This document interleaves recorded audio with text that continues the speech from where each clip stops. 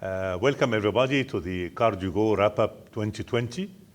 I got the task of intervention wrap-up in 2020. So we will go quickly on what's new and what has changed in the guidelines during this year.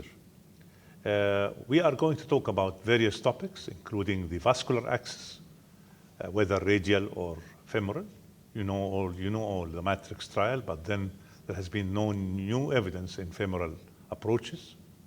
Then what's also new is the complete versus culprit-only revascularization and settling of what's the best strategy for this.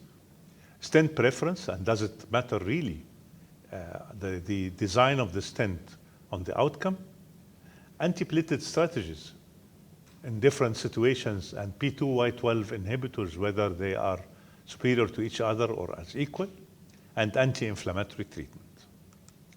And what was new was that the vascular access preference is still radial approach, especially in acute coronary syndrome, yet using femoral approach with closure devices and with experienced operators, there seems to be no real difference apart from local vascular complications. So if you're doing femoral approaches, don't stop doing it, but it's preferable in certain situations, specifically in ACS with thrombolytic therapies and with 2B3A to use the radial access.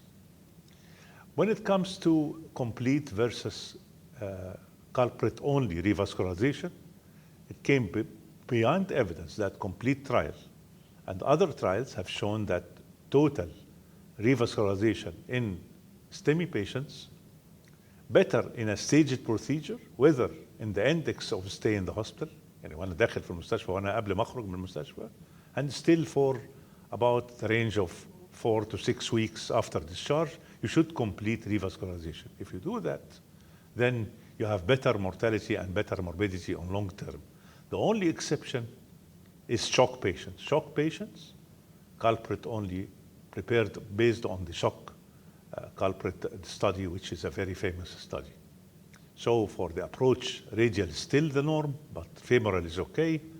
For the complete revascularization, you should do complete.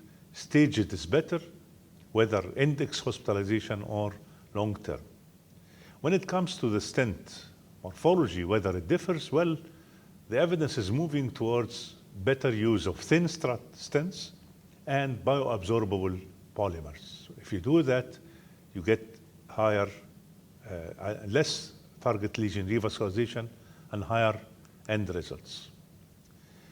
In the antiplatelet strategies, for the first time, prasugrel was pointed out when there is a planned PCI to use prasugrel rather than ticagrelor. But new evidence also says that in elderly patients or in elective PCIs, still clopidogrel holds as the best anti-platelet strategy in these situations.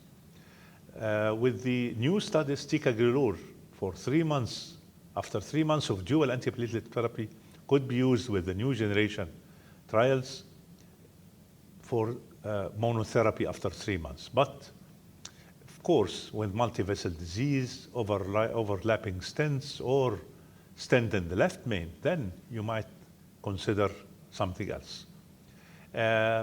The default strategy in triple therapy has been reduced, and it seems that aspirin is moving away more and more from the essential treatment of acute coronary syndrome and essential treatment post-stenting. And it seems that maybe in the next year or two, aspirin will be omitted from use with monotherapy or dual therapy. So in triple therapy, the default strategy is only 1 week.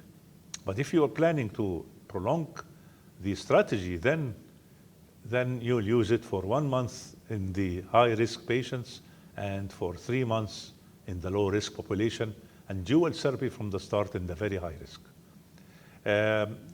During this year also, there has been some enthusiasm over anti-inflammatory therapy, which has been revived again. You know that previous trials failed to show that anti-inflammatory drugs can help, but with the recent trials, anti-inflammatory therapy, specifically colchicine in low dose, has been very specifically increasing success in treatment of ischemic heart disease by improving mortality and reducing morbid conditions.